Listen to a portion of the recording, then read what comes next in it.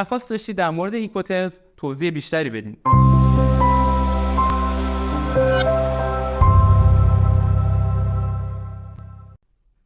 سلام به همراهان زعفران عاقله. درخواست داشتی در مورد اینکوترم توضیح بیشتری بدین. اینکوترم در واقع یک قاعده جهانی و بین‌المللیه که برای امور صادرات و واردات در سراسر دنیا استفاده میشه.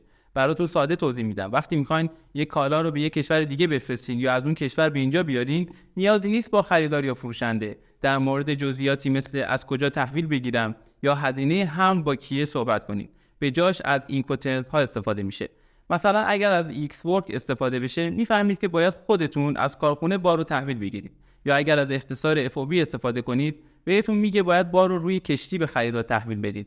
به اختصار این اینکوترم ها مشخص میکنن چه کسی مسئولیت ها و ریسک ها رو تا کجا برمی‌داره، چقدر هزینه داره و چطور کالا ارسال میشه. پس این اینکوترم ها در دنیای صادرات نقش مهمی دارن. سوالاتتون رو زیر همین ویدیو برامون بنویسید تا در ویدیوهای بعدی پاسخ بدیم.